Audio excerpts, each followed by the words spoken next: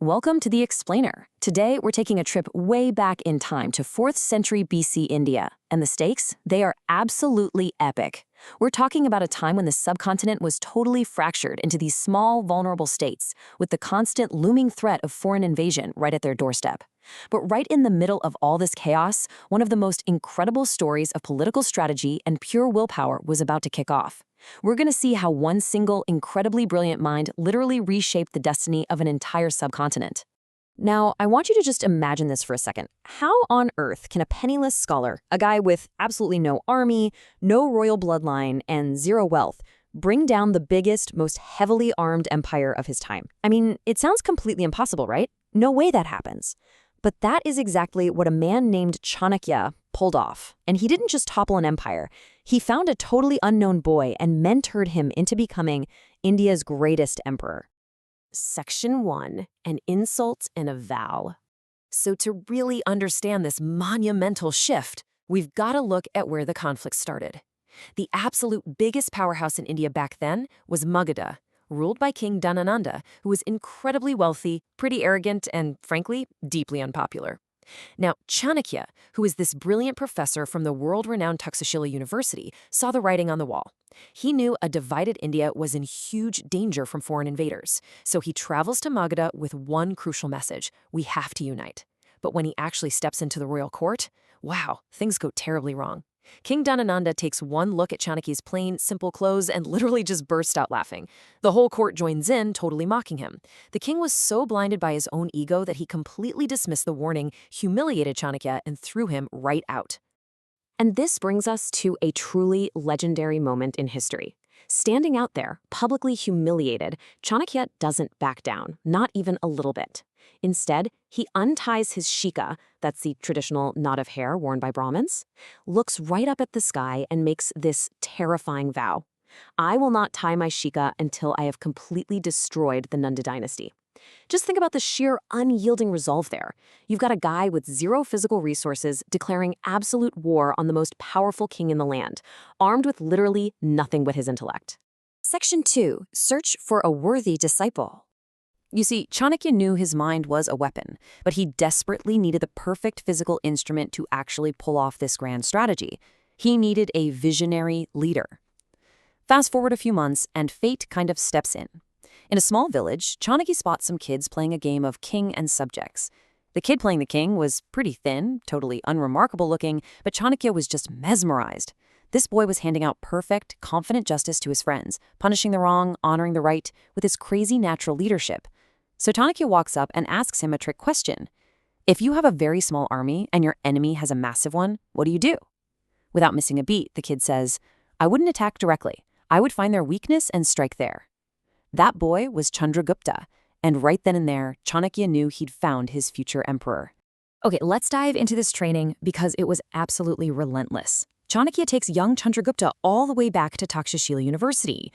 And this wasn't just your basic combat class. Yes, for sure, he learned swordsmanship and archery, but he was simultaneously mastering advanced military strategy, hardcore economics, politics, and the really complex art of diplomacy. Chanakya was essentially forging the ultimate weapon against Magadha. And whenever Chandragupta felt totally exhausted, Chanakya would just remind him, a man who dreams of being a king simply cannot fear hardship. Section 3. A big lesson from defeat. But here's where the story gets really fascinating, because they weren't perfect right out of the gate. Fueled by their new rebel army, they launched their first big attack on Magadha, and honestly, it was a complete disaster. They got crushed and had to make a really humiliating retreat. But this brilliantly illustrates how one simple observation can change everything. Shortly after that massive defeat, they're hiding out in a village, and they watch a mother feeding her kid a hot bowl of khichdi, like a porridge. The hungry kid shoves his fingers right into the blazing hot center of the bowl and burns his mouth. The mom scolds him, saying, you are making the exact same mistake as Chanakya. Eat from the cooler edges first and leave the center for last. Wow. Chanakya just froze. He realized their whole strategy was completely backwards. Attacking the heavily fortified capital directly was a huge mistake. They needed to conquer the weaker border states first and slowly encircle the capital. Section 4. End of the Nanda dynasty. With this new edge-first strategy in play, the tide finally started to turn. They began picking off these smaller outer territories one by one. King Dhanananda, sitting all comfortable in his palace, had no idea a massive storm was slowly suffocating his empire. And then, Chanakya unleashed an absolute masterclass in espionage and psychological warfare. He didn't just rely on swords. He literally flooded Magadha with spies disguised as innocent merchants and wandering monks. They mapped out exact supply routes, figured out which generals were unhappy or could be bribed, and most importantly, they weaponized the public's anger. They reminded the starving, overtaxed citizens that a new, just ruler was on the way. By the time the actual armies clashed, Magadha had already lost the support of its own people. So the final battle was the ultimate culmination of intellect defeating brute force. Instead of some massive head-on collision, Chandragupta strategically cut off the enemy's food supplies and isolated their smaller units, systematically dismantling Dhanananda's giant army piece by piece. Finally, the Nanda dynasty collapsed. The vow was actually fulfilled.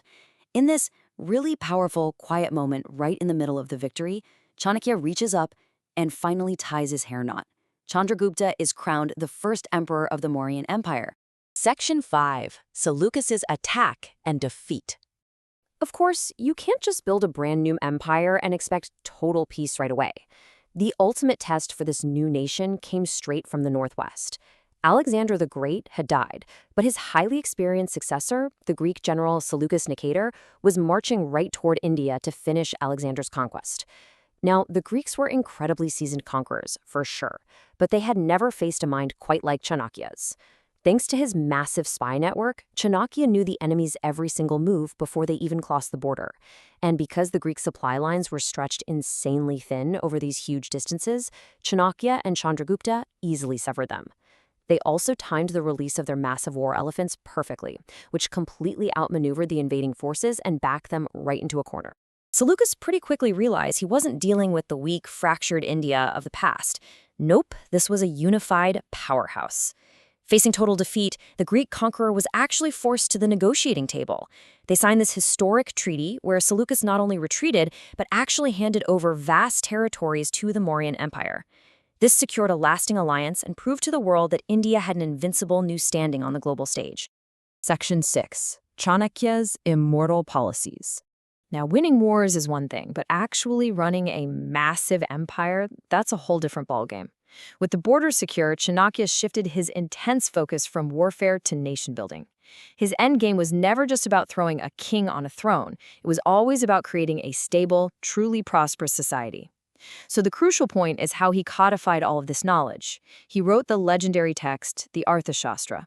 This wasn't just some book on how to make money. It was a complete, comprehensive manual on human governance. He laid out systems for fair taxation so farmers wouldn't be crushed. He prioritized secure trade routes, set up a rigid justice system, and maintained a highly organized military and spy network. It really proved his genius went way, way beyond the battlefield. But if there is one core philosophy you should take away from this entire explainer, it's this. Chanakya fiercely believed that a king is never greater than the nation itself. He constantly taught Chandragupta that a ruler's life belongs entirely to the welfare of the people. If the public is unhappy, even the absolute mightiest empire is going to crumble, just like Dhanananda's did. It's a remarkably profound lesson in leadership, and honestly, it's still being taught in management and political science classes around the world right now.